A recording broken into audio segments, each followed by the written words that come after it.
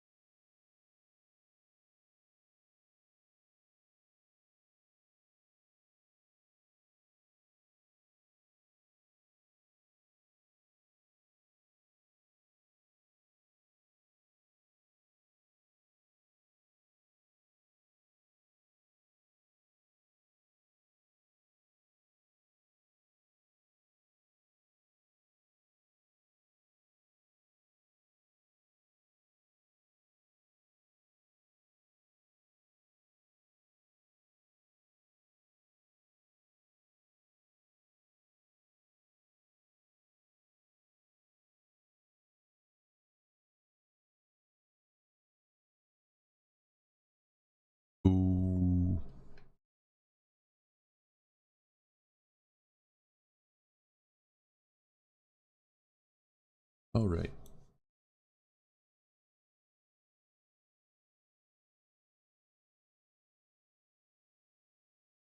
Late start today.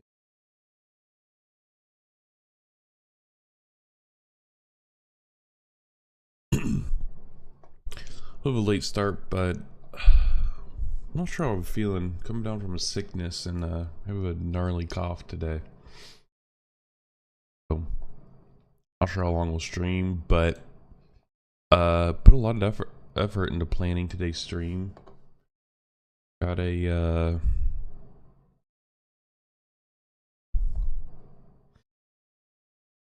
take a look at some earnings. I got a Perplexity deep dive, and then I want to cover at least Activision's anti-cheat stuff, and then we might get to the quick stories. Hey, Austin. Yeah, bro, it's crazy. I didn't even have a cough when I was sick, but now it's like a cough is forming.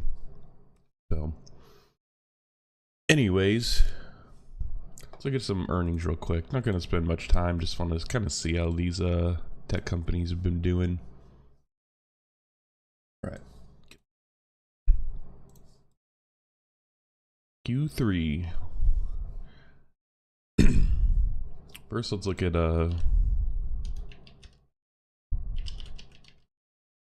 just look at their stock price. Oh, man, not too hot.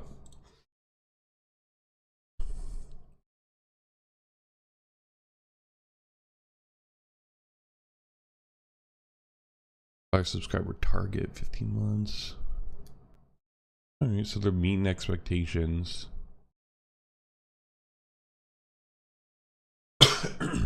Excuse me.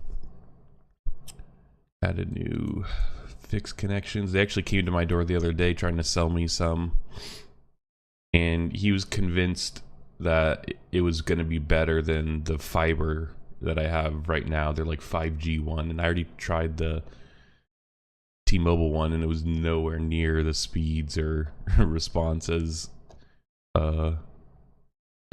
gig fiber. Like, I don't know, kind of hard to beat. But they recently built a tower, new cell, Verizon, I guess they built a new cell tower around the corner, so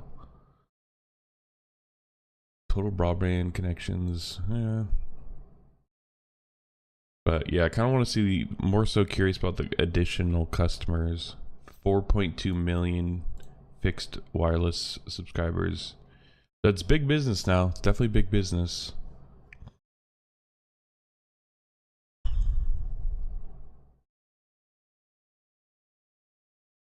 Yeah.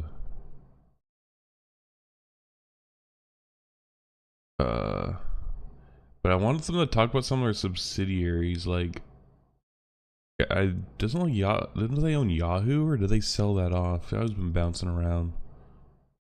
Business. But their stock, it didn't show in the stock, so I'm curious. I feel like meeting analyst expectations isn't enough anymore. Gotta beat it. Oh, here.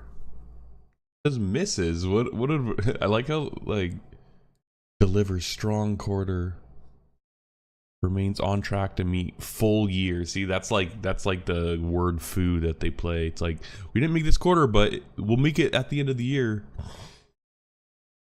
Interesting though.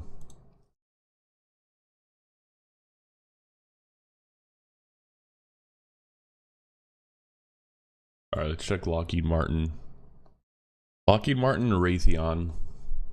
Both these guys, I mean, with the wars, I don't know what Raytheon's more like, yeah, like rocket engine, airplane stuff.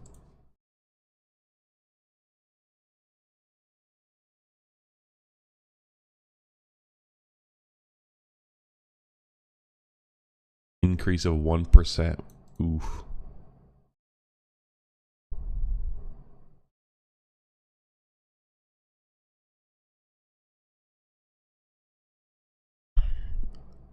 Increase quarterly dividend to 5%. Yeah, I feel like companies do that when they're not going to hit expectations to get people to still hold the stock. Buying back $3 billion of shares, or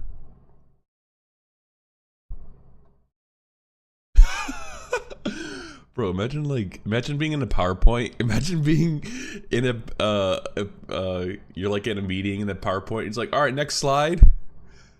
I feel like, huh? Dude, it's a PowerPoint. You need fucking bullets.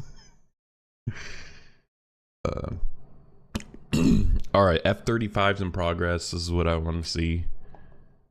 Rapid Skunkworks. Ooh, Secret Squirrel. Smart Adaptive Flight Control. I don't know what this means.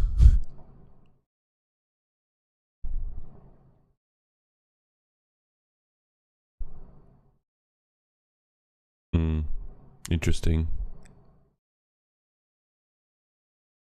Interesting. They use a significant portion of that free cash to buy back shares.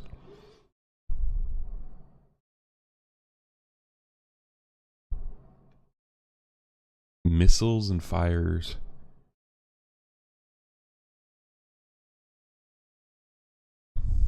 Yeah, high volume due to production ramps. Yeah, then they yeah. They read the entire thing. Operating profit increased 15%.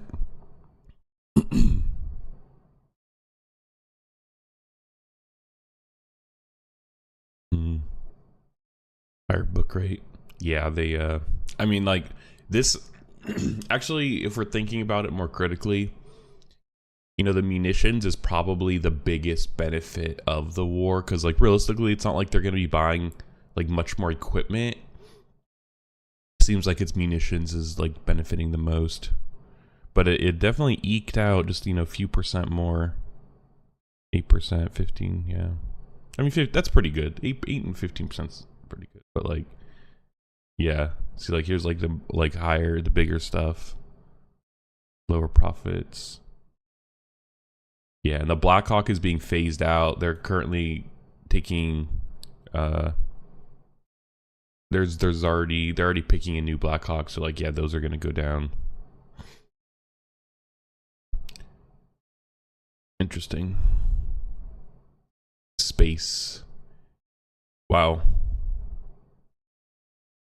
Yeah, because they're with ULA, United Launch Alliance. They're in partnership with Boeing and one other like defense company. And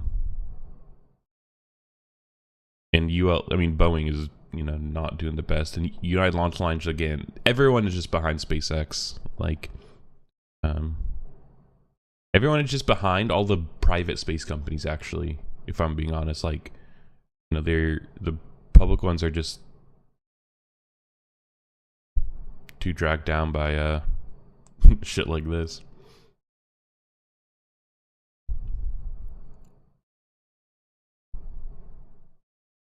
Campaign wins, interesting. I think this is like for like contracts probably.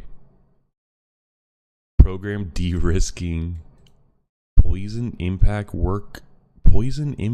offset. Oh my gosh, to really pension impact offsets. But interesting.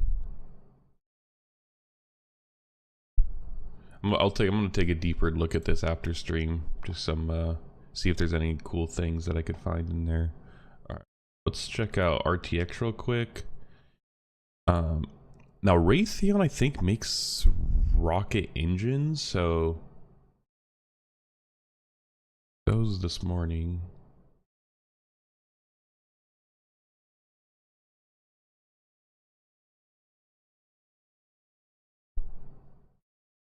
Oh, theirs aren't out yet.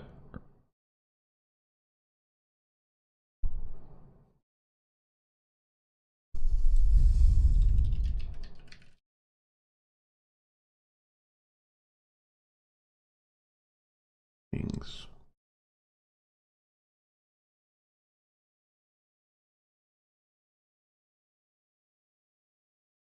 All right, here we go. Don't like.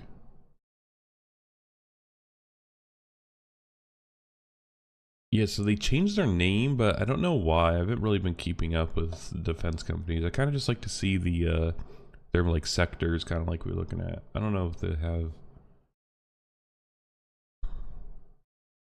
Collins Aerospace. Oh yeah, here we go. So okay, segment results. This is what I want to see. So Collins Aerospace. Let me just want to see what they make. Collins Aerospace. Commercial, aviation, military defense, space. Yeah, like what though?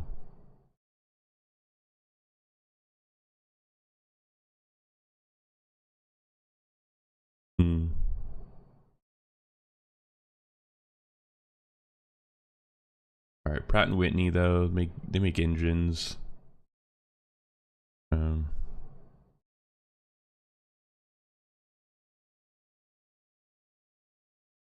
Yeah, large commercial engines. The increased military sales was driven by higher sustainment volume. F-135. What is the F-135? Oh, that must just be the engine name.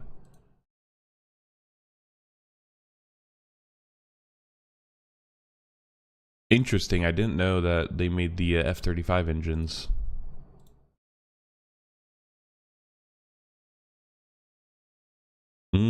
Whoa. See, this is interesting. This is what you get read it. So what are they, this is weird that they're, are they making, I didn't even think they're making this Nighthawk thing. How old is this? Yeah, bro, this thing is 41 years old. So that's interesting. That are they, why would they, that's interesting that they're increasing the volume of that. I want the F-35s make sense, but it's interesting.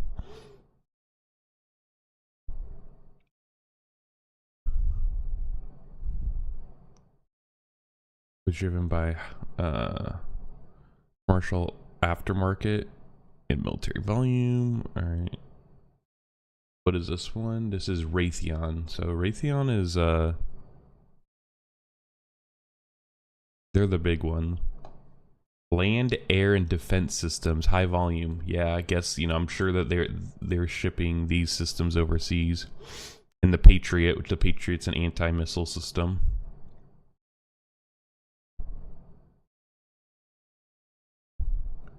Yeah, these are all like counter systems, which is like counter missile aircrafts kind of systems. Like, so this is interesting that these were increased volume.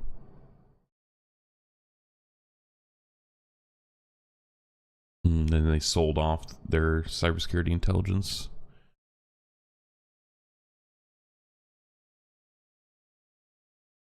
Interesting. And then, bro, Logitech did not do well, I don't think.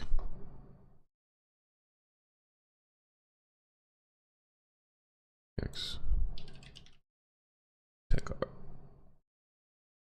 RTX, they did a lot better.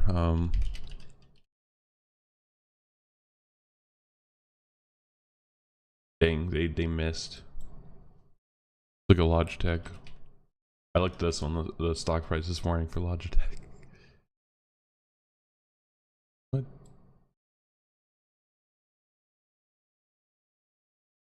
Dang, they got hit the most. But this is more consumer focused, so it makes sense that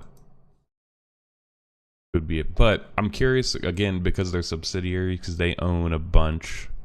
I think Logitech owns like microphone.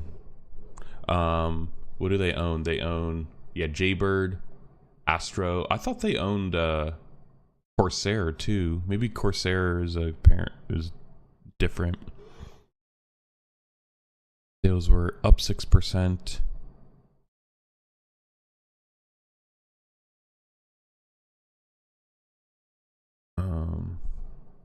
Yeah, I didn't either. Like, I don't know when all this happened though. Like, Logitech definitely like snatched up a few brands.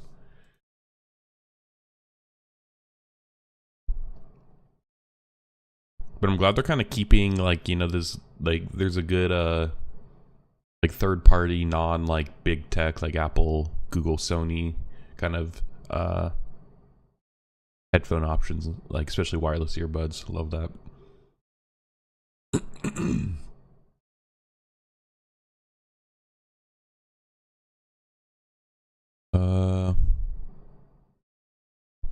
These are just actual financial. Oh, here we go. Here we go. This is in millions. So gaming is, I don't know what that means though. Like just gaming includes streaming service revenue generate. Oh, they own Streamlabs? Oh my god, that's crazy. That's insane. I did not know that. No way. That's crazy. I actually chose not to use Streamlabs. I use some Stream Elements stuff, like this activity feed kind of thing. But Streamlabs they've been doing some like they did some sketchy stuff in the past, and so they're like, to me the name was bad enough that I was like, I don't want like to be associated. Dang, I can't believe they own Streamlabs. That's crazy. Logitech, yep. Wow. All right. See, and this is like a software kind of business, and that's good for Logitech for like recurring. But I think they do like advertising and stuff, and so that's where big money is. Yeah,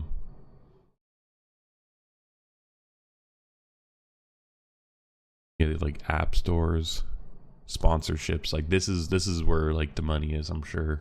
That's interesting. Interesting. And then that just throws this off so much because now we just assume most revenue comes from that Streamlabs. Pointing devices.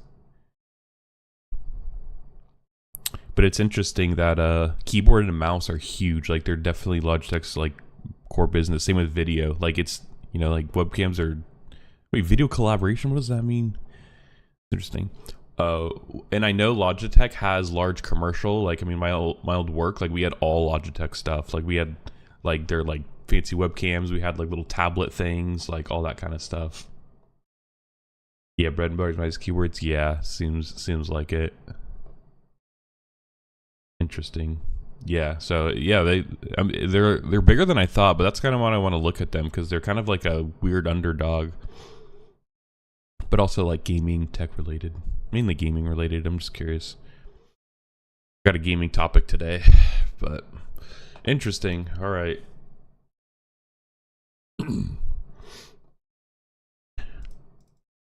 Please, let's get ready. This is the main story. I did quite a bit of research yesterday on this one, and we're gonna cover a little deep dive on Perplexity AI.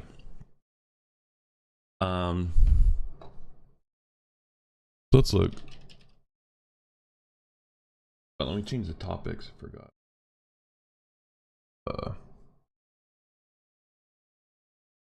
Perplexity AI.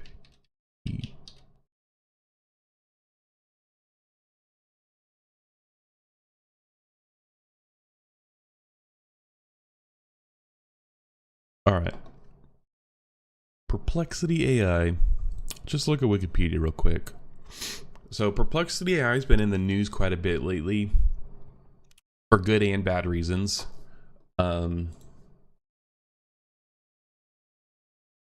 I'm just gonna take a look at them today, go through the news, kind of walk through the timeline of some things, and I actually did some forecast too about like valuation, just because I was bored, I guess. But they were founded in 2022, so 2 years essentially. 2 years, August 2022. So like, yeah, almost 2 years exactly. Keep that in mind. But I will say they're essentially like a Google.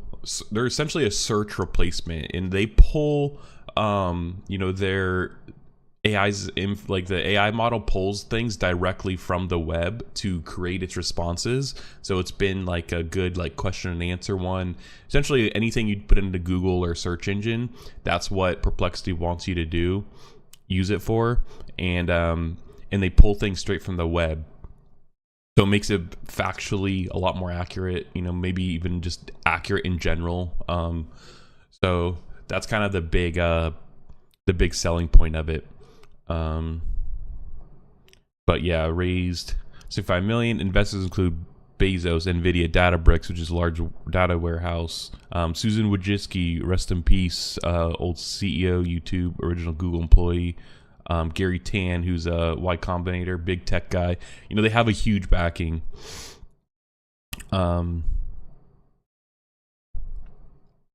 And they're actually outside of the like Anthropic's Claude and ChatGPT. This is the most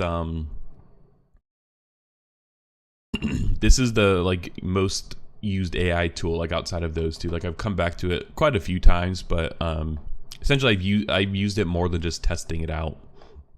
I was testing out yesterday. I don't know if you could see that. I was like, is Perplexity AI profitable? So let's look up something. Let's ask this question. Why did how did Logitech do in its third quarter earnings? Yeah, this Perplexity is good. Like I'll give them that. Like, oh, this is cool. And then see, they put the sources right here.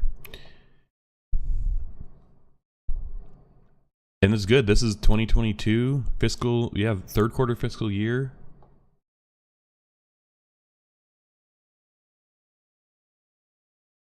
Yeah, it's cool. You could add in like video search, generate image. That's a pro. Let's go search videos. Let's just, oh, no videos found. Search images. Oh, no. Generate image. Jesus. It's like no images found. I'll make my own. So, and look, it actually pulled from Logitech itself, that's good. That's cool to see. Whoa. So that's different. That's old. Oh, here's 2024. Okay. Let's see what other sources it pulled from. Just curious.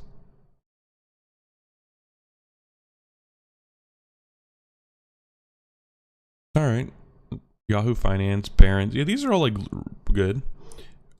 Interesting. Note this Barron's, whose owner is News Corp, same as Wall Street Journal. Just keep that in mind. Yeah, having sources, it's big. And you know, they're going to need some money. So they've been raising funds. Valuation $8 billion. $8 billion, which is crazy valuation. And looking to raise $500 million in the new round with $8 billion valuation. NVIDIA backed artificial intelligence company estimates annualized revenue based on recent sales is currently about $50 million. Like $50 million with $8 billion valuation, like $50 million in sales, $8 million valuation is crazy. Like that's just crazy. Maybe it's not in Silicon Valley. I don't know. I need to do more research in terms of like what's normal so I know, but like to me that just seems like a little inflated. Maybe like because of the AI bubble. Yes, and then let's get we'll cover Wall Street Journal actually got the exclusive scoop, so they have some more information. I know I like Wall Street Journal, but they actually do have a lot of exclusive stuff. So yeah, more than double its $8 billion valuation. Yeah, and so OpenAI recently fundraised a shit ton of money too, because they need to actually start building data centers and kind of scaling a bit more. And realistically, Perplexity is probably going to have to do something similar. And that's why they need to raise money too. But I think, there's some part of me that thinks that like, like, I don't know, if we've seen Silicon Valley, like it's kind of a game in a way. And like the more you raise, the more better it looks. And so I think they may, like, I can't remember the CEO's name, but I feel like they might be, while they definitely need money, they could just be doing it just to do it, just to raise the money, just to, get the press, just to, show Perplexity is this big company. And he did say that there's like hundreds of thousands of people that are subscribed to the Pro, which that $50 million comes from, but still. In January, it was valued at $520 million. January this year, $520 million. By summer, its valuation goes to $3 billion. Now, $8 billion. Like, just crazy. Efforts to raise more money as soon as sustainably increased valuation will be a test of how eager investors are to own a piece of the buzzy AI startup, showing signs of market traction. Yeah, and I will say that Perplexity definitely seems to be like one of the larger ones. Like, people actually use it, and I think that's a testament, because all these AI tools, like, they come up, but then like people like to test them or whatever, and then maybe they have a few people left over, but most people jump ship because it's just all these tools aren't the best. Like, they're not that good. OpenAI whose ChatGPT dominates the market, recently closed one of the largest funding rounds in Silicon Valley history, raising $6.6 billion at a $157 billion valuation. By the way, if Sam Altman's 8 mil, yeah. If Sam Altman's vision holds true, they're gonna have to raise like $100 billion cash to build data centers and stuff. So, mind you, that's crazy. Yeah, Bill. Okay, that's what. Yeah,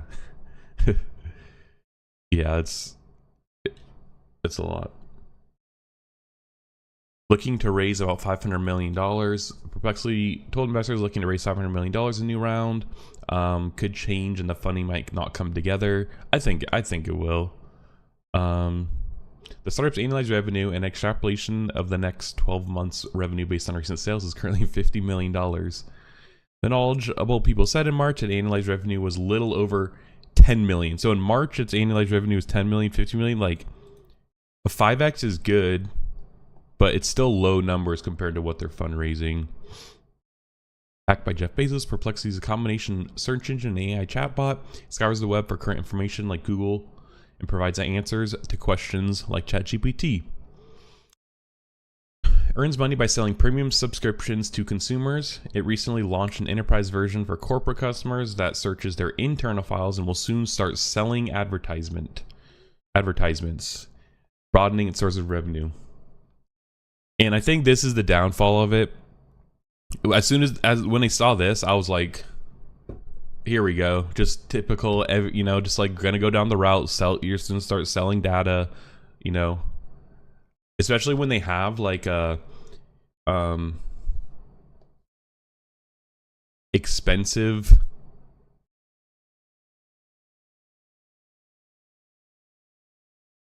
it's $20 a month. Like that's a pricey subscription. $20 a month is pricey. I can't even literally, I don't even know where to, like, what if I want to sign up? Oh, here we go. Jesus. $20 a month is pricey for consumer, and they do have enterprise, and enterprise is where the real money is, but this is the Spaces things they launched. I guess just, so I do like this because Anthropic Claude's had something called projects where it was similar to this, and you could essentially keep all of your different chats. You could essentially organize chats with the bot, with the AI, like in a project, and you could kind of keep all similar ones together. And I liked to be able to do that. And then what you could do is you could add in files and everything, and you could ask questions against it, and it'll kind of, you could reference it in the chats. That's a cool feature. Like that's great for working on projects or specific like things. This seems like it's similar, and you could also share it with other people. Yeah, no, you're right. It's like a resurgence in a way. Like the fight, like it's very. You're right. It seems very similar. That's a good comparison. And I do have some. We'll do some comparisons. I prepare some activities for the class today. So we'll test it out. And then there's something else. This is kind of cool because something in my opinions that I wrote down my opinions beforehand. What did I say? Yeah, I like this Discover page because it kind of shows what other people are doing, but it's kind of, I like the conversational part of it. So like, let's look at this. I like being able to go to a story. I see a summarization of things linked with sources, which you could, you know, copy this, like whatever. This is cool. Like I actually really like this. And then at the bottom, this is one of its powerful features because, you know, AI has been used for like recommendation engines for like shopping and things like those. AI has been involved in that in a while, and so like now this is kind of the evolution of it. And I do like it's like a continuation of questions, and we'll get back to this. This is important here. And you could ask follow-ups based off of what this is. Like, I don't know, I think it's actually a pretty like unique like AI tool, and it adds value. Like it actually adds value. And this Discover tab that right here, this makes it more of a platform, you know, like more of like a social kind of, you know, thing, and like people could come and like see what other, you know, like these are, I don't know how you get there, but like these are like user created, and you can kind of see what other people are doing. And like I imagine they'll add in more. I hope they like add more here, like, and you can kind of like, I don't know, browse more. And I think that's cool. And I think the platform, them becoming more of a platform, quote unquote, is a way to differentiate itself, because this is essentially what Google Gemini is. You know, Brave, like the Brave has Leo, you know, like their you know, built-in search engine thing right here, which is similar, you know, I would say it's like in the same vein as this. And then, you know, Bing chat, and look at, you know, kind of has the sources down here. So similar. There's Bing chat. You know, essentially there's steep competition. Like they're going up against big tech and like the big existing players in search engine, kind of like you're kind of saying earlier. So they definitely need to differentiate themselves. Like it's a big challenge. Here we go. They're getting 15 million queries a day, which is pennies compared to Google still, but they're on the rise. Yeah. Yeah, and that's a big thing too. And I think that goes back to kind of like the search engine part of it. Yeah, exactly. I agree. It could definitely steal over traffic. Perplexity has been criticized by a host of web publishers that have accused it of using their material without permission to generate AI results. The New York Times recently sent Perplexity a cease and desist notice demanding the startup stop accessing its content. Perplexity chief executive, here we go. Oh, I'm gonna butcher this. Aravind, said his company isn't ignoring the Times' attempt to block access to its website and doesn't want to have an antagonistic relationship with news publishers. So they're raising money, but there's definitely some bumpy things coming along. Let's check out I thought this was a cool tweet by Morning Brew. This is their valuation jumps. 500 January this year, 520 million, billion, 3 billion, 8 billion. This is kind of what they're looking to raise it at. With this is how much revenue they have. Like, yeah, it's crazy. And this is a cool. This is their the cap table, kind of who's invested and is advising for them. I mean, like, come on, like, all like star-studded people. They're existing in big, creator of Gmail, ex-CEO of GitHub, Google DeepMind, research chief scientist Bezos, Uber exec. So I mean, they have a lot of people who believe in them. But this valuation is crazy. Like, this is crazy. Now, if we want to speculate a bit, I did these very primitive forecasts about, like, maybe they raised in April last year. I doubt they're going to raise again in January if they're raising in October. And kind of I did a few different ones here. So first, this is their growth rate, exponential. These are the existing fundraising events, and it's exponential. That's what you want in a startup. This is how you kind of scale, and this is what venture capitalists want to see when they invest in your company. It's how they get those big returns. Which this is the equation. So this is like an exponential like line. This is a forecast, but it's linear. But it still shows that like they're gonna be. The slope is steep. They're raising money quick. And these are very primitive. I just kind of took some this first one is just the average of their increases in valuation, which is about 153% growth if they're going to raise again. And then this one is a percent difference of how much they're declining. So this is the same like slope, I guess, and 137%.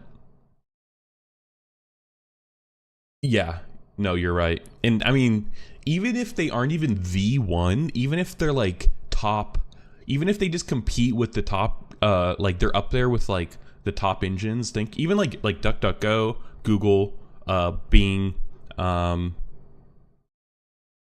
maybe even like Yandex, which is like the Russian one, but they're very popular, I think.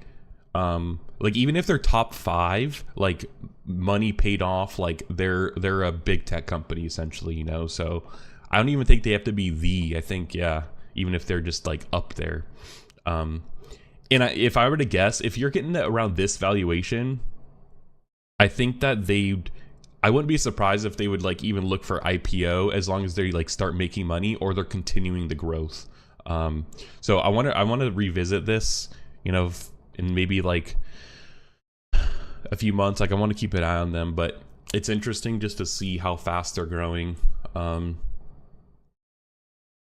And like it's just, I think it's like a bit of a bubble. These are very primitive. So also I've been on the hunt for an alternative to Google Sheets, and I don't want to pay for Excel. Like I just not going to pay for it. And so I found essentially the Korean alternative to Excel, but And it was like, oh, free, didn't say anything about ads. I was like, oh bro, this is sweet. And I downloaded it. I didn't even see any ads or anything. And then I'm sitting there and I'm like, bro, I'm getting Korean ads. Like, what? I'm like, you know what? Better than Google Sheets, I guess, you know? But then this morning when I came to my computer, in the corner down here, there was a straight up just ad, just like on my desktop. And I was like, all right, after this, I'm done. Like, that pushed it too far. So I was like, you know, at least I don't even know what it's saying, so it doesn't even work on me, you know? I don't know. I was like, bro, like an ad on my desktop and here, and it's in Korean, so it's like, I don't even know. Anyways,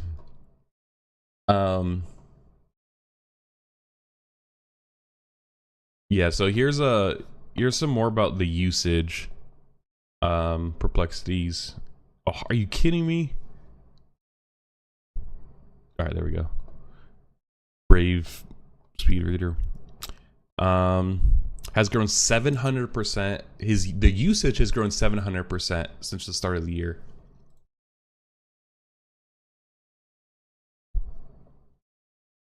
Let me just do this.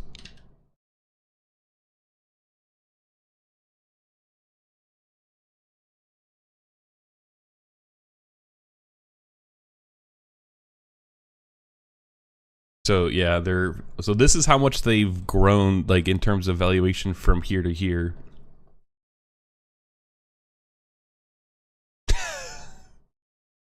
Yes. That's funny. I probably still have. Nah, I can't access it. That's funny.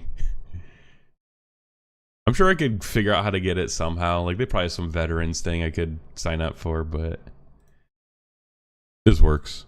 I love what I actually want is just Proton Mail to launch their expand their documents. That's honestly what I'm waiting for. The company Simple Note, that note-taking company they bought, they have spreadsheets in that app.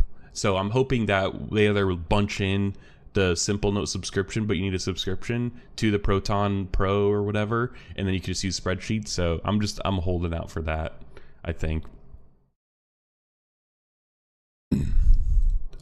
Yeah, so this is how much this is from 520 to 8 billion is about 1400% increase. Their usage have only grown 700%. These are just anecdotal. They don't, just light correlation, I guess, if anything, but not causation. 250 million questions answered in the last month. When was this written? This is August. 50 million queries a day.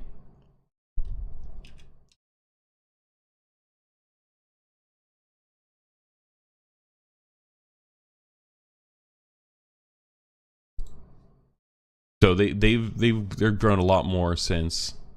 I mean, I'm just assuming that's 450. Like, so rounding up, even like 500 million queries, like doubling since August. That's pretty good. That's good. So this growth might actually be about almost a bit like closer to like 1,000-ish or something %.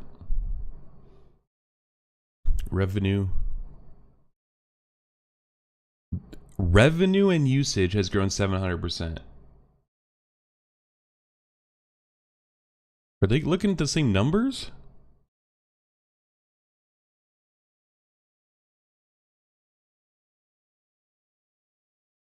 I mean, this is 5 times is 500%.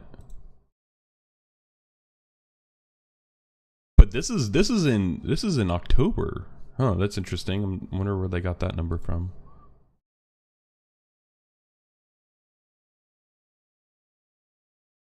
They linked this like it's the source. Interesting. Maybe there's some information in this video. Bro, I'm not fucking watching this 5-hour long, probably 3-hour long.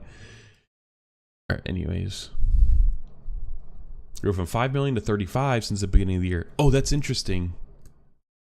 So 35, this is in October. This is their annualized revenue. So this is August. So this is because I didn't do. So This could give a better, if you want to do some forecast. I didn't forecast on this, but if you do some combination of these, like you could actually probably get a kind of accurate look at averages for like different series funding and stuff. Like you could probably see how much they're going to earn. I don't know if I'm going to go for that, but this is interesting. Interesting stepstone in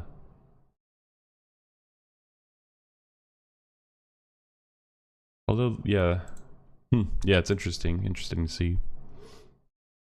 Yep, it's changing its business model from subscriptions to advertising to compete with search ads giant Google. Yeah, their funding.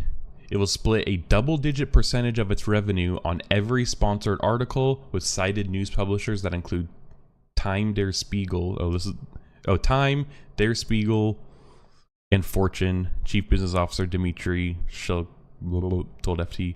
Der Spiegel is actually in the news because I guess they wrote about Elon Musk, and he said that because they wrote about him that he has to increase security. And I was like, bro, I've never even heard of these guys, and they're like some German speaking, like left wing kind of like whatever. I was like, all right, Elon Musk, relax. Forbes and Wires accused Perplexity of plagiarism in June, saying the AI startup reproduced stories without clear attribution, scraped websites, and had explicitly blocked its crawlers. It explicitly blocked its crawlers. Keep that in mind. Acknowledged the allegations and said the company has modified its user interface to make citations more prominent and ensure its responses do not summarize any websites.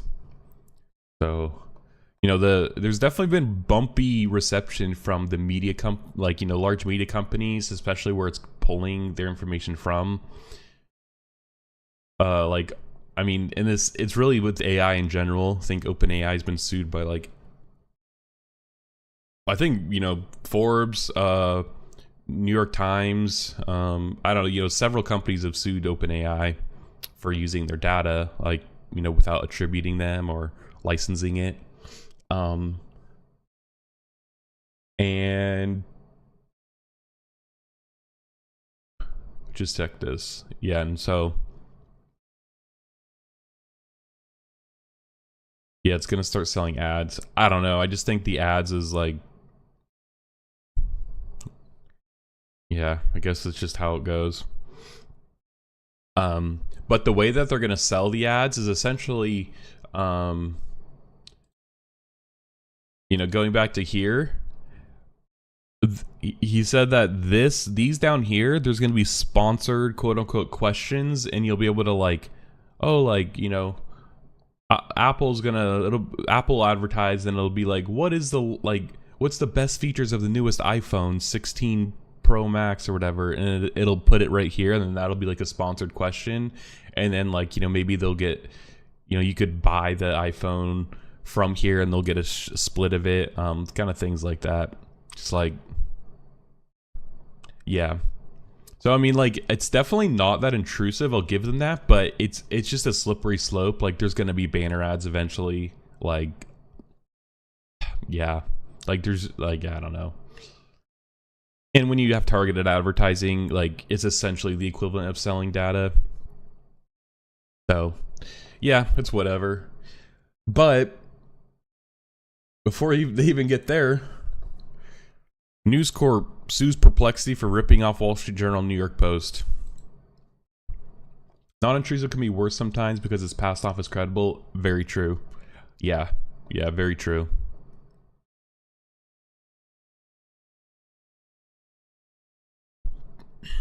This is hot off the press yesterday.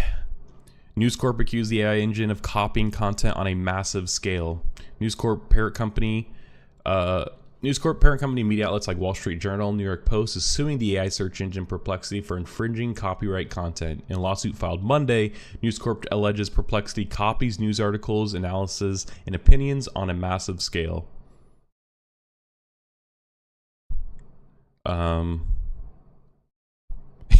And I just thought this was funny. I don't know why. It's it was the lawsuit claims News Corp sent a letter to Perplexity about its unauthorized use of content in July, but Perplexity did not bother to respond. They're just like, ugh, like, God, like, you know, just, okay, like, sue us, like, if you're gonna, like, do it, like, I don't know. I just thought that was funny.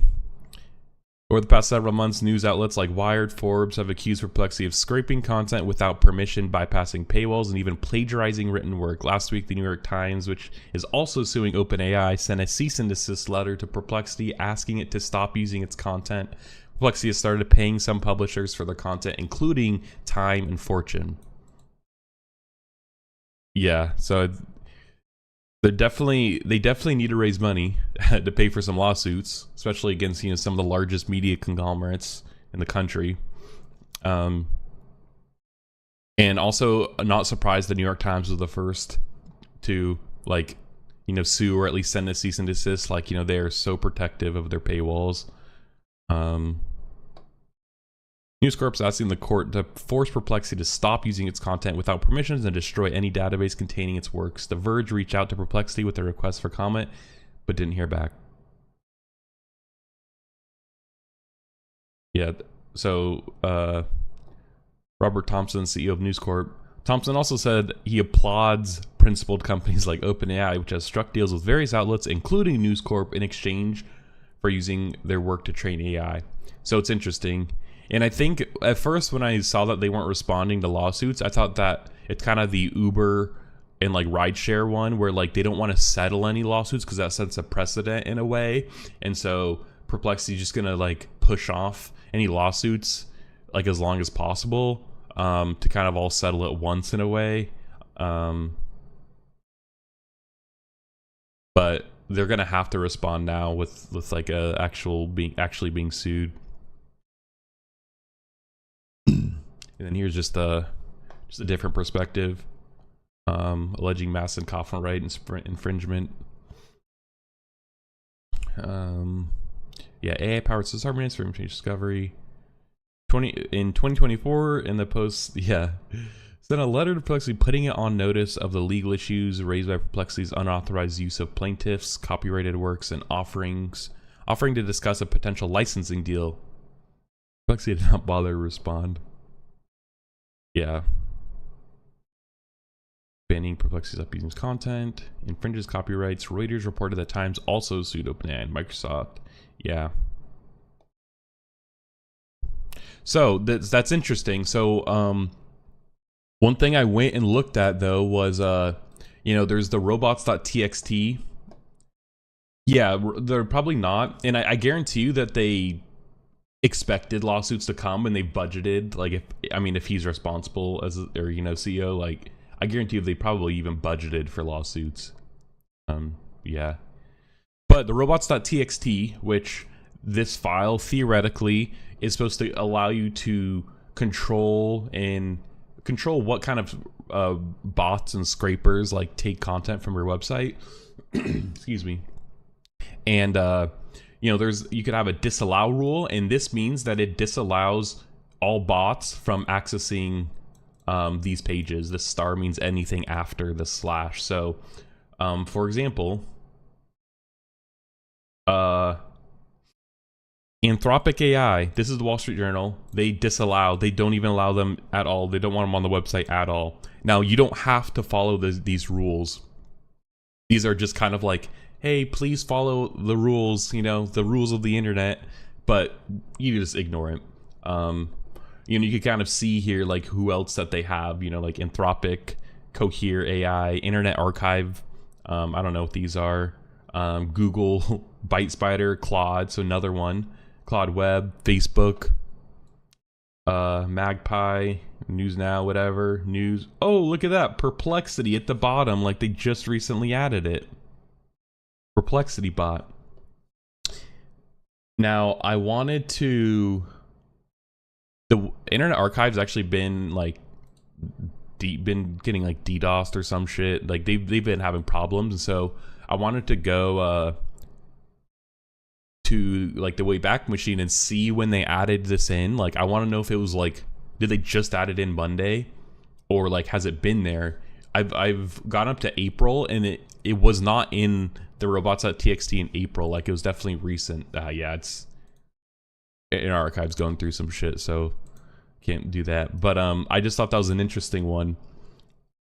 And then if you go to New York Times, I went and saw too. Look at, they actually say like terms of service and like, oh, look at here, the development of any software, machine learning, artificial intelligence, and or large language models. Yeah, prohibited. I think it's funny. Look at, they kind of similar. Anthropic, Chat GPT, they have Claude. Oh, user. So I wonder what that means, actually. It's interesting. Facebook, whatever.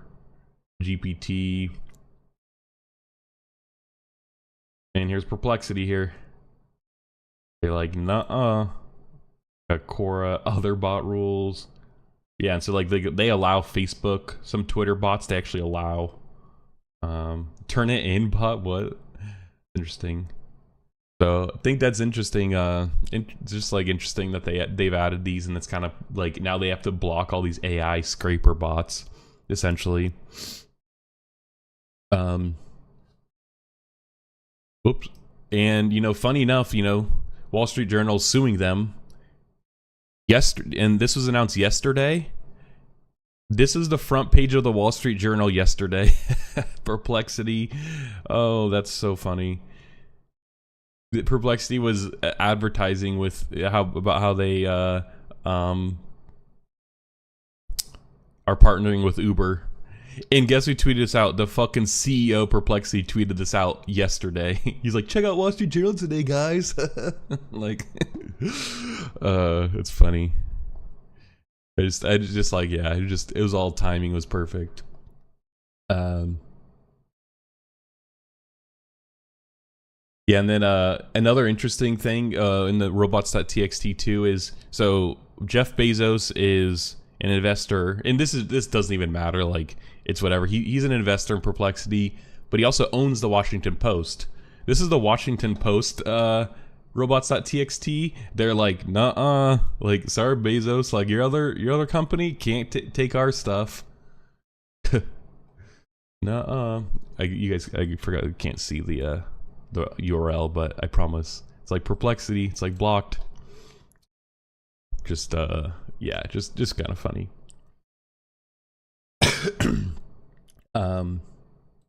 And then yeah, here's New York Times, and I don't know how Wall Street Journal always has like they're like the first to drop these. Like I never understand that. Yeah, New York Times is a cease and desist them for the same reasons.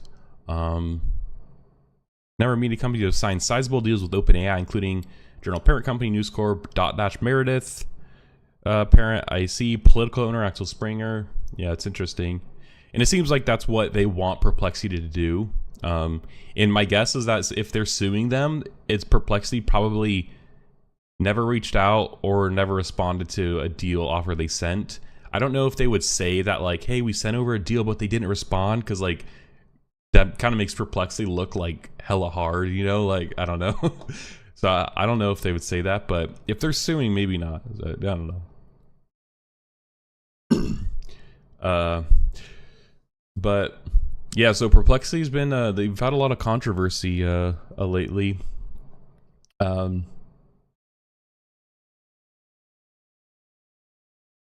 Yeah, and I guess, like, kind of to your point earlier, this is anecdotal. This is the information. They're very reliable for like tech information, but they kind of did just like I think it was just like yeah, information, like, so they're pro users, they surveyed them, and they're the second most used search outside of OpenAI, you know, like more than Google by 1%, which is like within margin of error, but you know, much more than Microsoft at least. So I just thought that was interesting by like kind of more tech people who use AI stuff more. Like it's used quite a bit. Still way behind ChatGPT, but yeah, I thought it was interesting. But you know, talking about Perplexity now more as like, you know, where they stand in the market.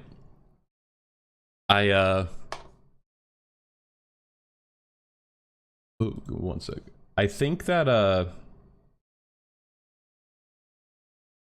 you know, it's a search engine, and they don't, like, they're not much more special than any other one, you know, but and like my kind of gut feeling, and like this is how I felt, is like it's not the big guys, like they're kind of their own, the new guy on the block, and I think that adds like a bit of like, you know, like coolness to them. So I think that's kind of a big reason too.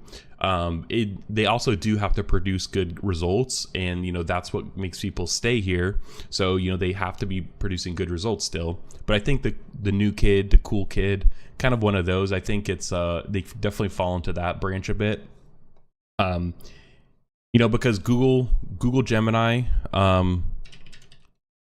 Bing Chat, they do this exact same thing. You know, even Braves Leo, they do the exact same thing essentially.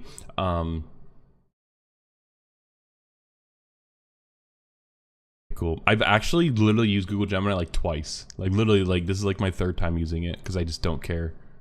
But you know, they kind of do a similar thing. Like let's look at like the Logitech earnings. What was Logitech's latest earnings? Wow, actually it was more straightforward, but it was less information. It's interesting. And let's Bing Chat is, I actually use Bing Chat more than Google Gemini. Yeah, I mean it all it does is just summarize the top results. Like it just doesn't add anything, I feel like. Oh, nope, not happening. I'm not downloading Microsoft Edge. All right, Bing Chat's out of the question, not even close. It pulled different sources, which is interesting, but I don't know. There's not much like difference, I guess. Like it definitely pulled more information this time around, and I do like how like with Perplexity it kind of let's just go back to it. I mean, like this is all cool. Like this is neat. Pulls a lot of sources, but then you could kind of come down here and continue. Has these related. You know, just has more like little like bells and whistles. You know, like you could share it, you rewrite. You know, you could edit it, the query. I don't know. Definitely has like a, you know, bit more edge, but someone could definitely like replicate this. Like I don't think right now they have crazy like lock-in or anything. Like I don't know, another player can come up that does something better. I don't know what it is, but I definitely see that as possible. But yeah, like I also think like Google Gemini and Bing Chat are just so bad that people are just like, I'd rather use anything else. Like and again, I think them being like the independent cool new kid is definitely like the big player, especially in like Silicon Valley tech folks. Like they value that, I feel like. Yeah, and there's not much lock-in. I feel like this Spaces thing is new. This gives like lock-in. Like think of like, you know, Apple's like walled garden kind of lock-in thing. Like, you know, if this is a kind of a cool feature that you could kind of get people to use, and then maybe they have a lot of like reliance or something on a project using this, and so they kind of have to come back in a way. You know, I think that could be a reason. Yeah. Yeah, and so I want to try and let's on the activities. I want to try and pull up a Wall Street Journal article in Perplexity, like search a headline verbatim and try and get it to come up. It's something that was like a day or so ago.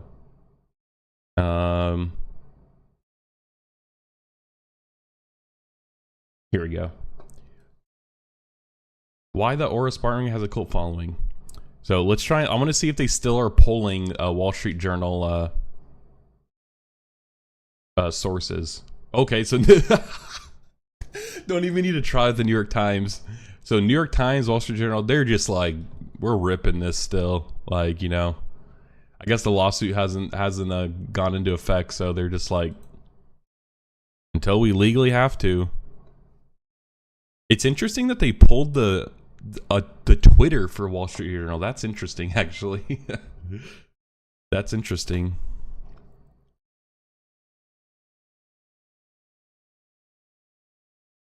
Yeah, this must be this must be for the Wall Street Journal article here. I'm coming up, but yeah, so interesting. Okay, so it definitely pulls from um from Wall Street Journal, New York Times still. Yeah, and then I kind of did this earlier, but I wanted to ask it questions about itself. Like, is Perplexity AI profitable? Not yet profitable. How does Perplexity AI revenue compare to other AI companies?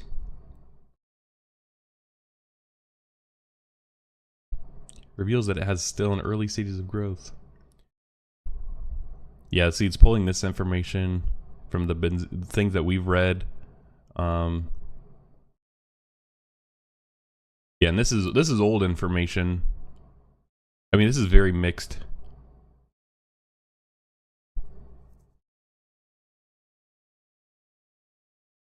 Yeah, interesting. How does Perplexity AI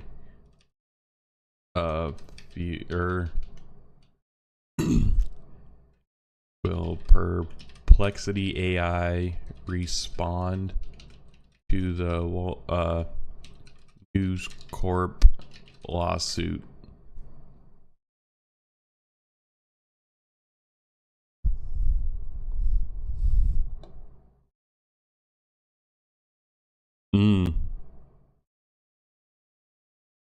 So, and also I'm curious, like, what they actually like, what their model behind the scenes actually like looks like. You know, like ChatGPT, or GPT-4, and you know, Claude. You know, the actual models, like, and it makes sense. Like, you know, they're like generative, but like this just pulls information from these sources. Like, I wonder what their like training looks like.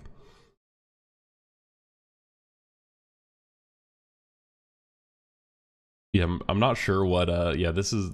And so it's like, it's not as like conversational, it seems like, in a way. I mean, it is conversational, but you know, it's not as personal. Like, it's not responding like a person would, I guess, in a Chat GPT or something. But yeah, it's interesting.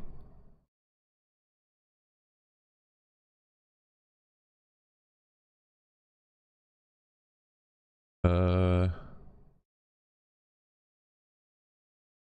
yeah. Let's see. Yeah, and so I guess we're just gonna have to wait and see now. I mean, they're definitely gonna have to use some of that $500 million for some lawsuits. I don't know how. I wonder how much cash they have.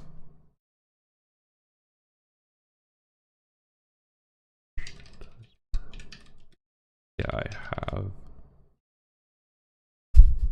Just see if the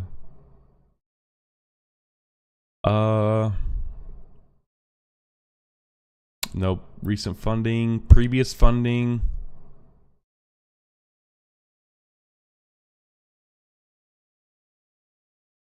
They don't say it.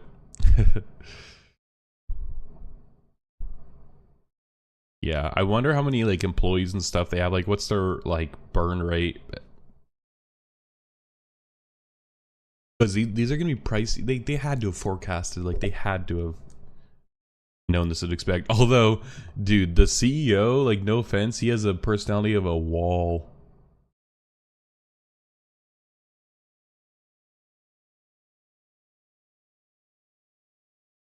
And co-founder Aravind Srinivas. Perplexity is an AI answer engine backed by Jeff Bezos and NVIDIA, just to name a few.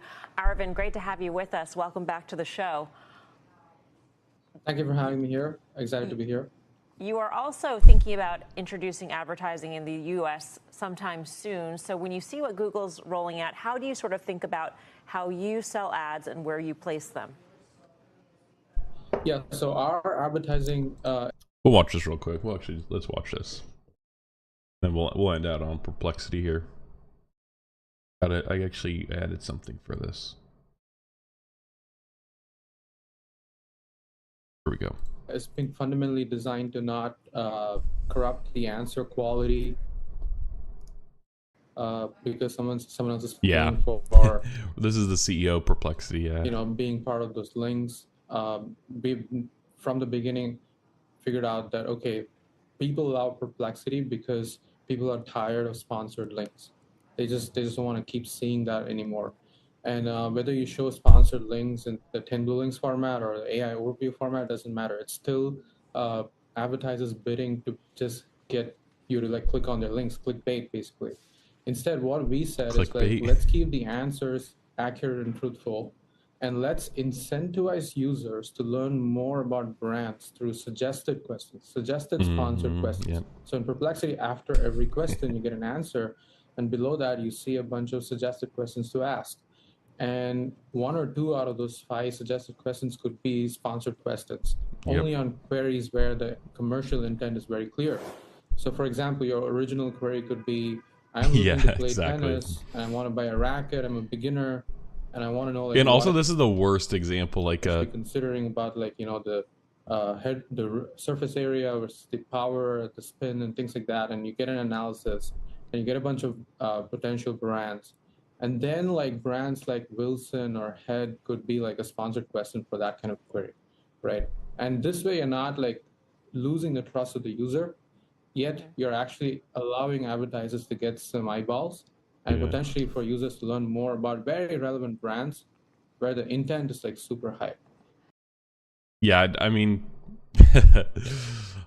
I don't know. I watched quite a few yesterday over like interviews. Just I was trying to find like a video that would be entertaining to watch because I kind of want to start like mixing the kind of media instead of just having articles. I want to have videos. But I was like, none of like all of his interviews are kind of just like this. And I was like, I don't know.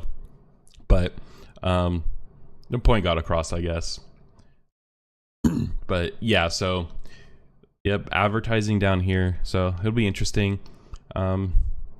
Yeah, so I'm gonna follow Perplexity. I might start using them more. I kind of don't use like I've been using ChatGPT here and there, but that's about it in terms of AI stuff lately. So yeah, public speaking is hard. Yeah, no, you're right, and especially on TV. I mean, like I'm giving the benefit of the doubt. So yeah, Perplexity, bumpy ride so far, but they're kind of riding that AI wave, and they just got to keep it going. They're one of the bigger guys and actually getting some success. So we'll see.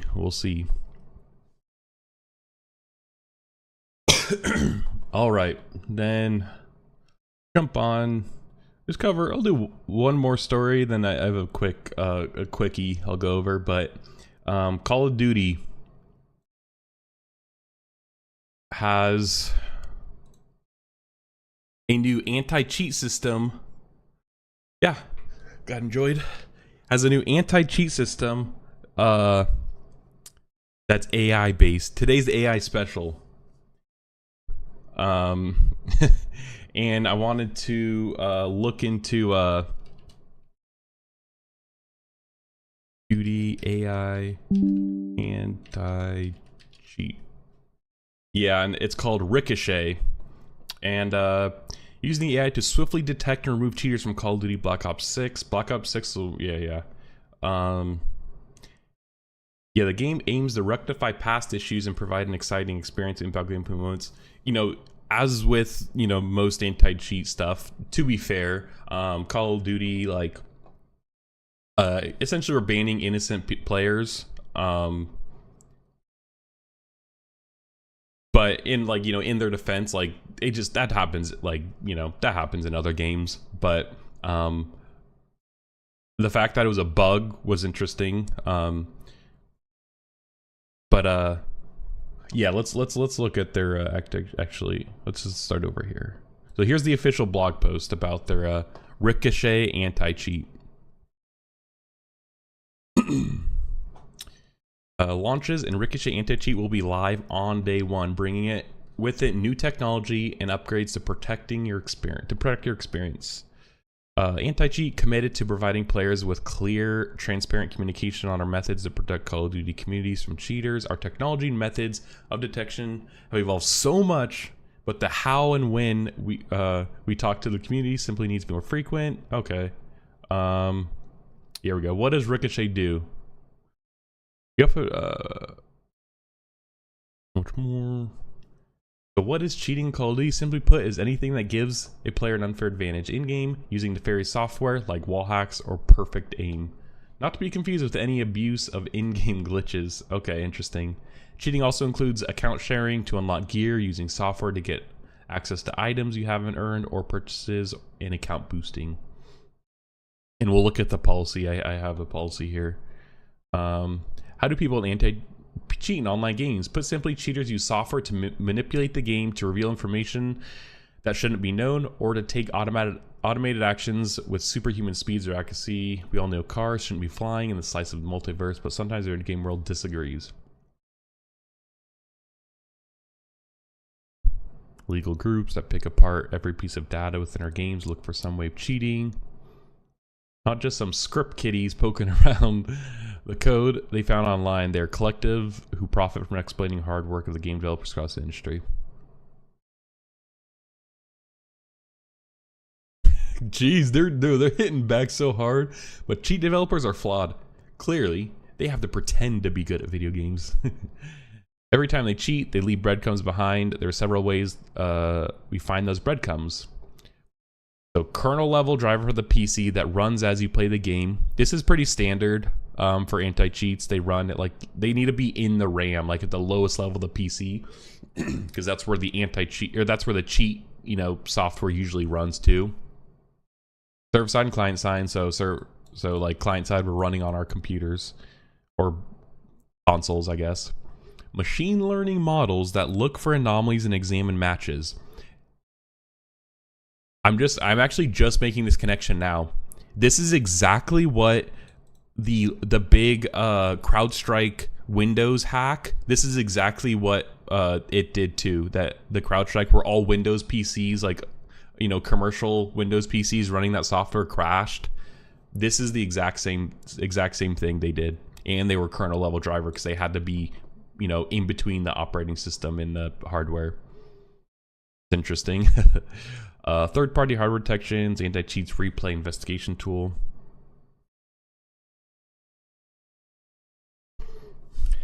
The number one thing both we and you care about is not losing a match. Yeah.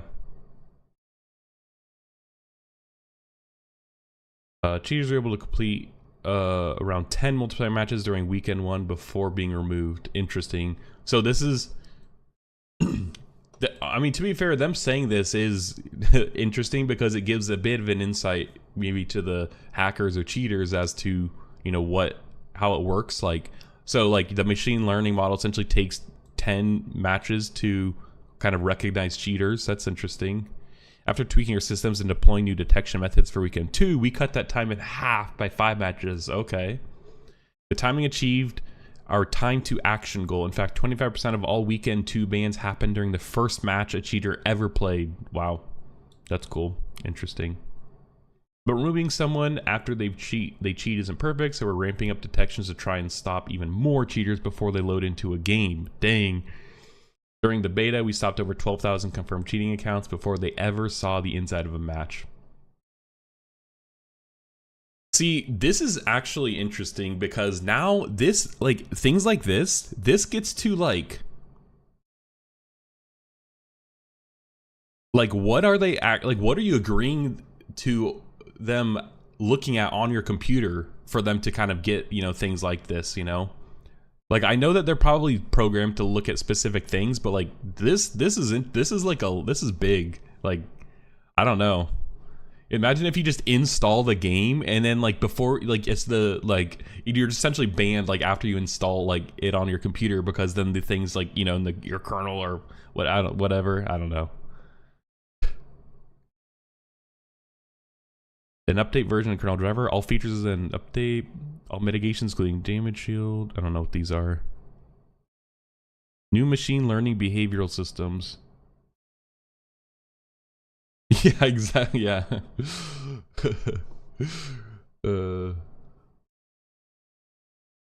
Yeah, bro. Look, what are they pulling?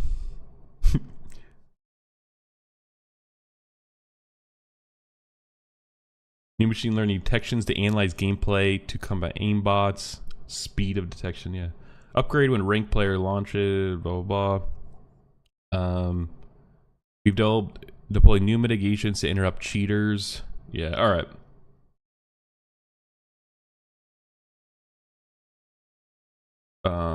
Develop client-server technology. We're looking at what comes next. Fighting cheats. A client where explicitly programs are activated. Yeah.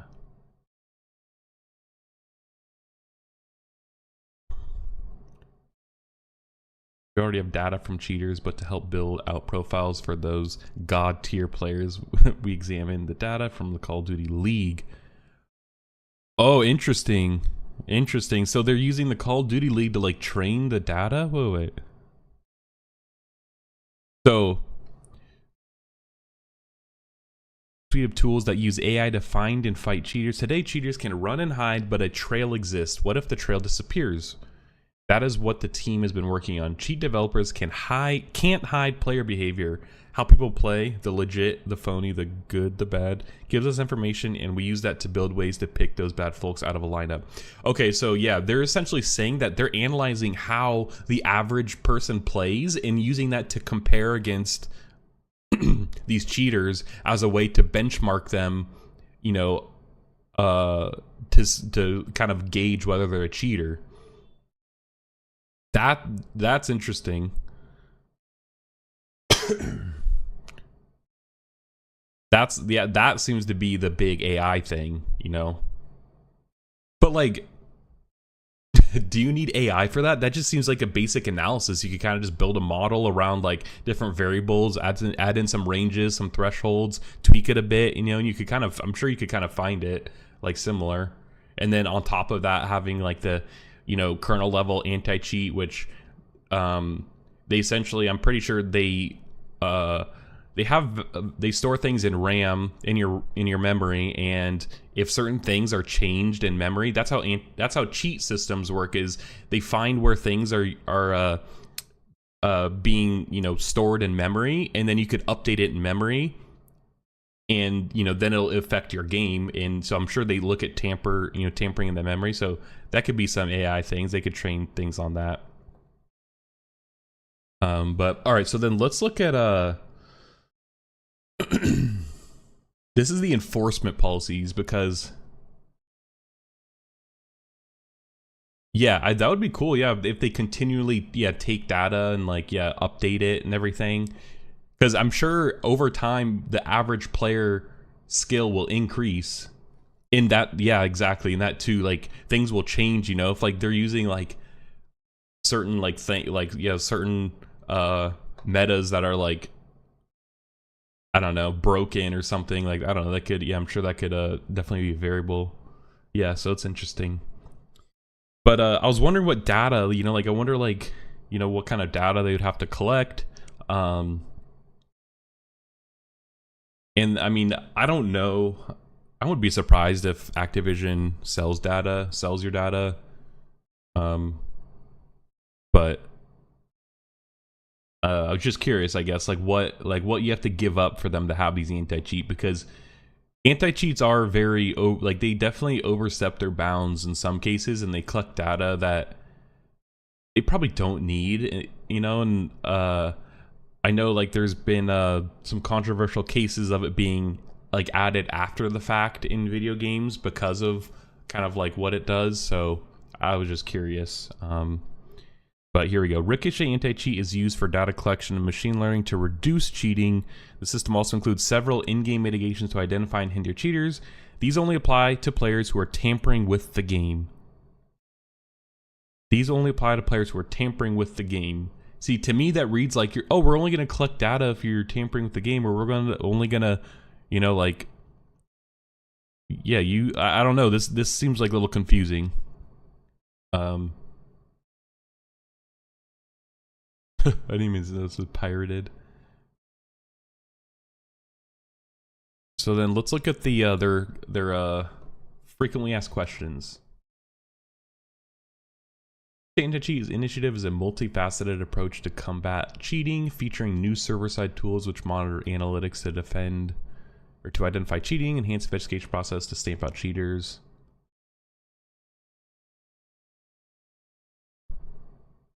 Warzone Mobile. Jesus. Listed titles available on PC. Oh, so I actually just realized this is only PC then. So I wonder how on console they're doing that. All right, what changes with the launch of Modern Warfare 2? When was this updated? Oh, this is like 2 months ago. Yeah. Anticheat will operate on new unified security platform that provide better detection capabilities, additional access to develop, deploy. All right, how does anti-cheat driver work? They're hard. Yeah, actually, you're right. I'm sure. Because yeah, actually, I didn't even think about that. Because I'm sure you'd have to like essentially jailbreak your like in a way, like I don't know what the equivalent is, but.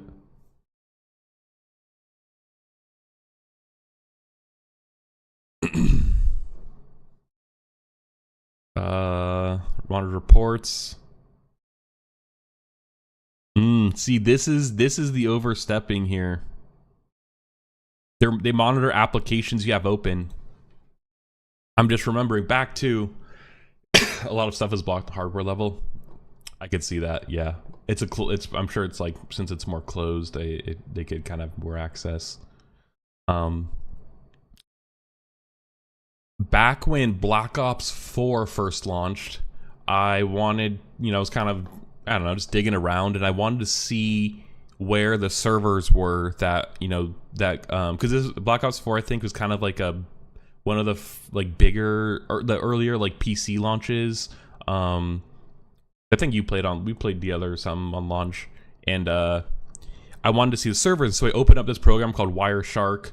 And it allows you to kind of see like network traffic on your computer. And I was just gonna grab an IP address from like the ping that when I join a game on Call of Duty Black Ops. I thought it was weird that when I would open up Call of Duty Black Ops and then I would open up Wireshark, Black Ops would immediately close the game, the program. And I was like, that's weird. Did it a few more times and was like, what the heck? And I went to Reddit and someone else commented the same thing. They're like, hey, whenever I open up this program, it closes, Wireshark, it closes Black Ops, like the game. And it's like, okay, that's weird.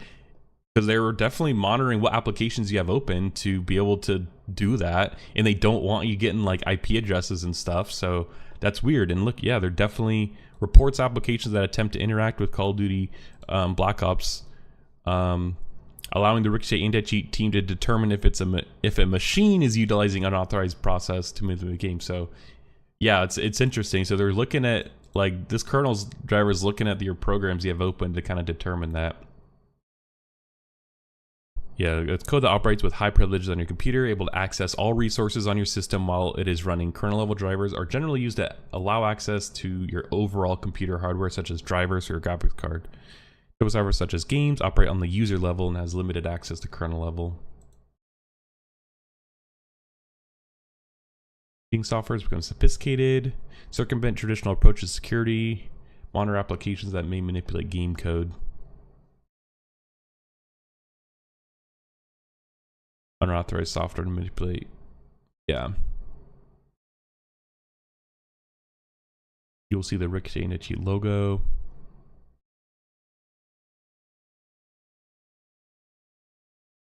Why is text-enabled mobile phone number required to play certain... That is interesting. It's SMS verification. Oh, if you need help. Alright.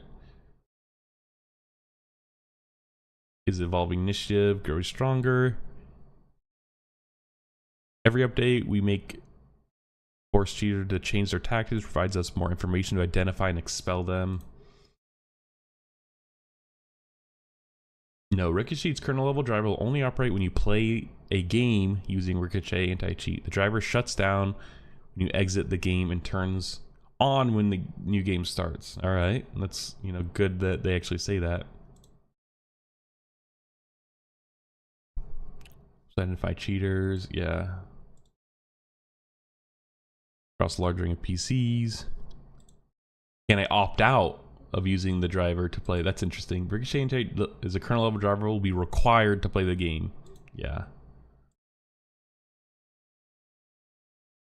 Oh, interesting. They actually go. It's interesting how they name them. I don't dive into this today, but it's interesting that they actually list this. Surprised that they even do, because like the more information they share, the more cheaters know and how they could work around it. To solve it, should players report others? How do I uninstall the game? If a game using Ricochet is uninstalled, the kernel level driver will be removed. All right, yeah. Oh, here. Will be released on PC. By extension, console players via crossplay will also stand to benefit. I'm sure the console stuff is more server based, and like you said, it's probably harder to cheat. Yeah, interesting.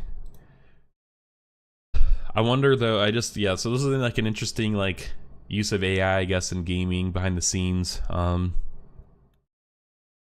I'm curious like what other like large companies like EA and DICE, if they're kind of taking an approach like this for like Battlefield games or future ones, and whether we'll see any actually negative consequences of this, or if it'll actually improve the overall quality of the game and actually catch cheaters. So yeah, we'll see. All right, last story, just a quickie. One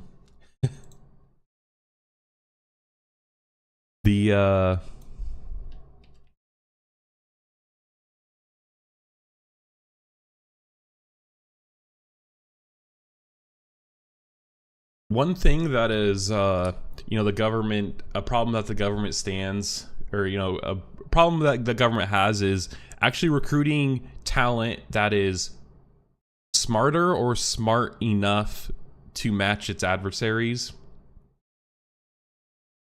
They already have anti-cheat. Yeah. I actually haven't even like at any time I don't even know if I like could recall a cheater. Like the last time I had a cheater in a Battlefield, it's always someone just doing way too good in the little bird or something, but they're not actually cheating. Excuse me. Yeah, so problem that the government faces and the military as well is, you need to recruit people that are smarter or as smart as your adversaries, and this doesn't include, this isn't necessarily like an enemy, but the Securities and Exchange Commission needs mathematicians just as good as the smartest equity firms, because they need to be able to match and compare what they do and use the same techniques to look at things to be able to do an analysis and make sure that they're following the laws and everything. The problem is you can make a shit ton more money working for the private equity firm or the big hedge fund than you do the government. And so why would someone want to go work for the government when you could just go work for BlackRock and make $1 million a year? The DoD, Department of Defense, is having a similar issue with its tech folk. Why, like, you could go be a software engineer at Google and make $300K a year plus stock options. Why would you want to join the military and make way less and put your life on the line for, I don't know, a few $1,000s a year, maybe a little bit of notoriety, I don't know. And on top of the fact that DoD, like working like defense kind of things and even just government in general was a bit of taboo in the Silicon Valley for a while. And now with like the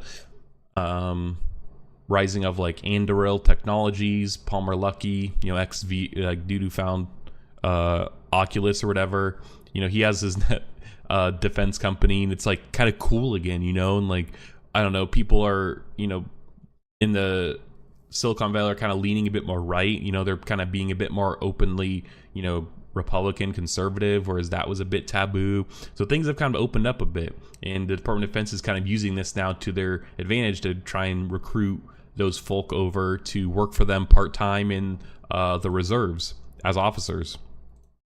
And it seems to be really, executives and senior leadership.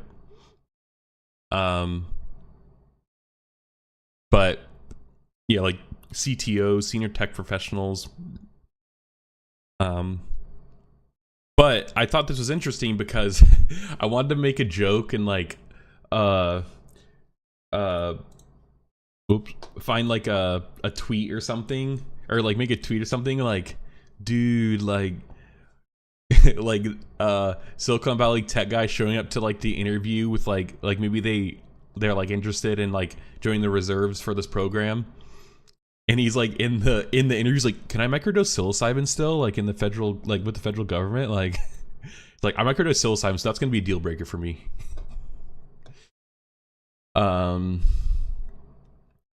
Yeah, we're creating this industrial base that is going to help us solve our national security problem and national security challenges in the decades to come. Yeah, the chief talent manager.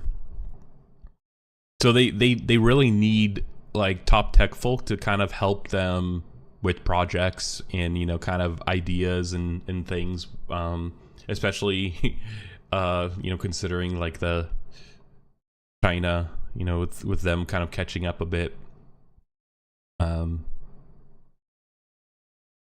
Yeah, Perm is going to canvassing Silicon Valley and other tech hotspots for possible recruits to help. Yeah, this is the chief technology officer of data analytics firm Palantir, which like these are the kind of people it seems like they're targeting. Like Palantir is they're borderline, like they're a government contractor essentially, but like they're not the most liked company in Silicon Valley. Like I don't think they're the best company. They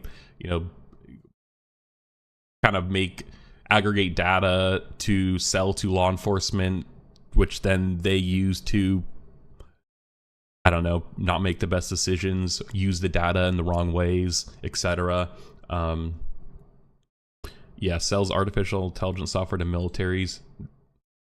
Yeah, domestic militaries too. So I don't. Yeah, so like these are the kind of people they're trying to poach. This initiative aims to augment the Defense Department's efforts to improve its capabilities, tapping the country's top technical minds. Yeah, it's struggled to retain elite talent as the private sector often offers higher pay and moves faster. Yep. This moves faster, I think, is also a big thing. This is kind of like why I wouldn't really want to work for government right now is like I want to be in the cutting edge. I want to move a bit faster, grow a bit faster. It's definitely like a big disadvantage. Yeah, exactly. He's like showing up in flip-flops, like shorts. He's like, all right, guys, I'm ready. Like, what are we doing today? It's like, going on a 12-mile ruck. Like, we have a remote satellite. We have a remote cell tower we need to take a look at.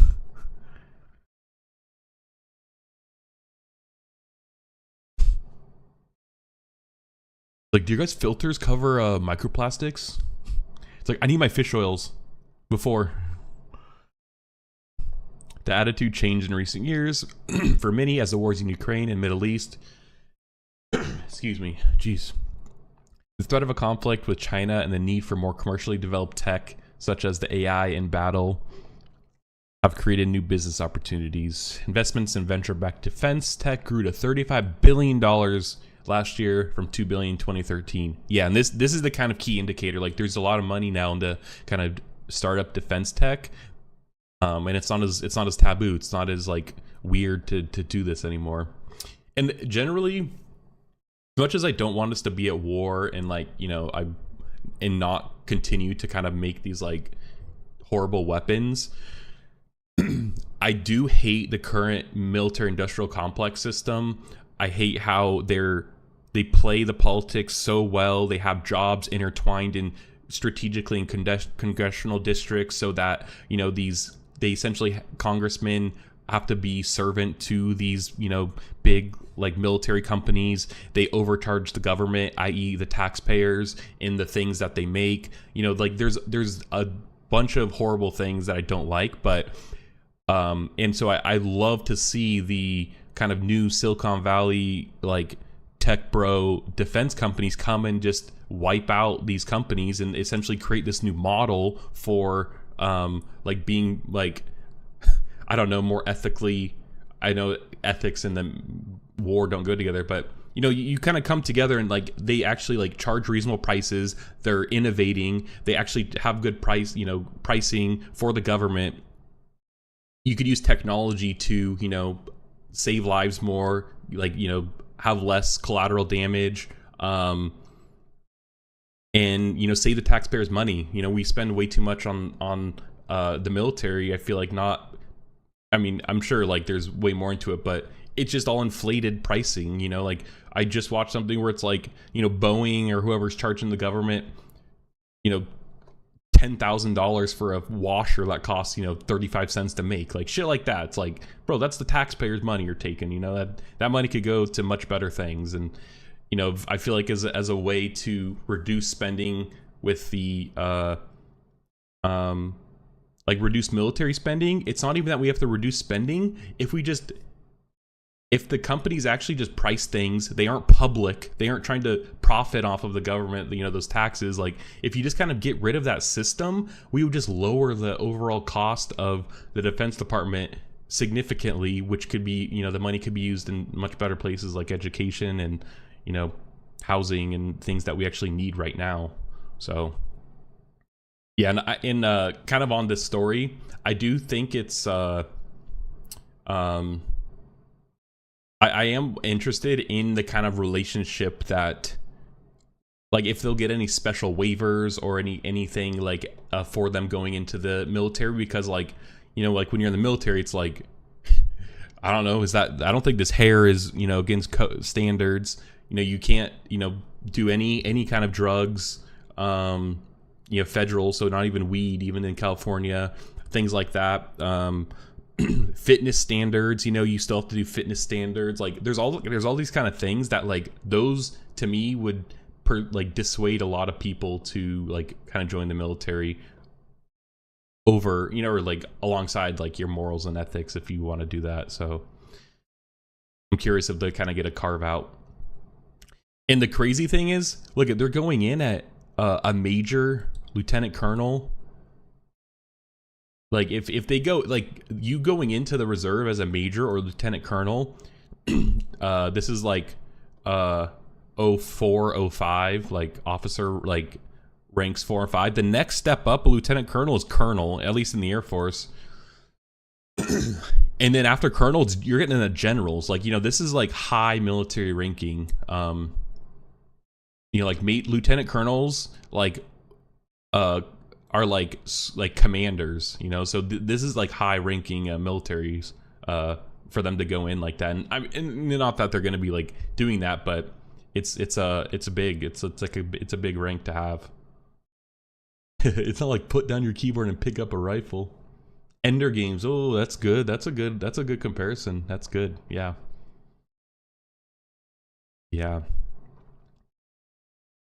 Parameter, who has Army experience, worked for Walmart before becoming the Defense Department's inaugural Chief Talent Management Officer in 2023, is mandated that includes rethinking how the department can attract talent and facilitate people's transition between the military and private sector. Hopes to extend the specialist reserves concept to logistics, aerospace, and other sectors. The Defense Department could benefit from private sector expertise. Yeah. Overall, I don't think this is a bad thing. I think it just depends on like the kind of people they're gonna get. But I do think that taking people who volunteer, kind of, we have a volunteer force over like forcing anyone to join the military is, in my opinion, way better than kind of a conscription or mandated service. So I hope we never get to that point. And I think kind of lessening the rules, be less strict to allow more people in. And I know that's been a larger military like discussion in general. I think is good. because I just don't want us to have to like force people to sign up for the military. So yeah, this is just an interesting like trend that's gonna happen. And then one more story, actually, because this is super quick. This is so dumb. Chick-fil-A is launching an entertainment app. This is the modern day equivalent of the Happy Meal toy. I thought that was crazy. I was like, that is insane. Chick-fil-A's new app, dubbed Play, will feature animated shows starring the brand's famous carols, scripted podcasts, recipes, and craft videos, as well as ebooks. The company announced the themes of generosity, friendship, creativity, and entrepreneurship will be woven throughout. This just gets so like corporate-y, like cyberpunk vibes, you know, like it's just like propaganda, like Chick-fil-A propaganda. I know that they are, you know, Chick-fil-A is famously religious, so it's like, you know, I'm curious to see if that will do any, like, have any play. Like, yeah, it's interesting. But something else, I just thought that it was like, yeah, it's indicative of a larger trend of non-content native businesses building their own media properties to tell story brands or tell brand stories. I love Meat Canyon or Meat Canyon or something. Yeah. All right, send it. Yeah, Lyft and Airbnb have experimented with digital series. Starbucks, Chuck E. Cheese announced media projects. I like that guy though. He has funny stuff. Yeah, so I just think it's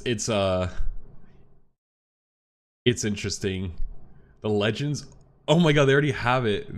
When someone in this dude, the streaming market is so fractured. Fucking you're like, oh, have you seen that new show? You're like, no, what's it on? You're like, oh, Chick-fil-A app, Chick-fil-A. You're like, what? Yeah, you actually have to go. You only play in store at Chick-fil-A, so you have to go in store and it's just rolling. Like, dude, yeah, it's crazy. That was an interesting call out. And then I think tomorrow or sometime this week, this seems like a interesting thing. I didn't look into this, and this is the only source now that there's a few more, but there wasn't really much out on this. So yeah, this I think I'll cover in a different day. Yeah, they're super dystopian.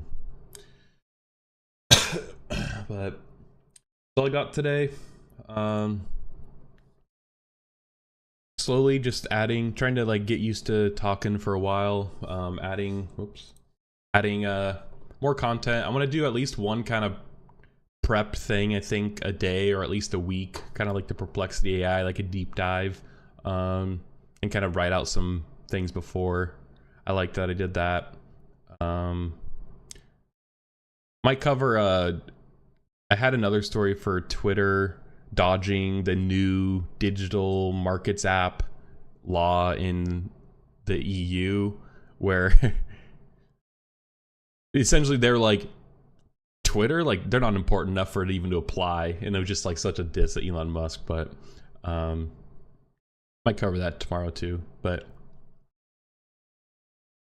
yeah, I think prepping more. I definitely like prepping more. It gives me some more to talk about. Thank you. Yeah, pacing was good. Spread talk was, yeah, thanks. It was a little AI heavy, but it's kind of trendy. But so whatever. But cool. Thanks for tuning in. I'll try and be back tomorrow around 8 a.m. Yeah, have a good day. See you guys.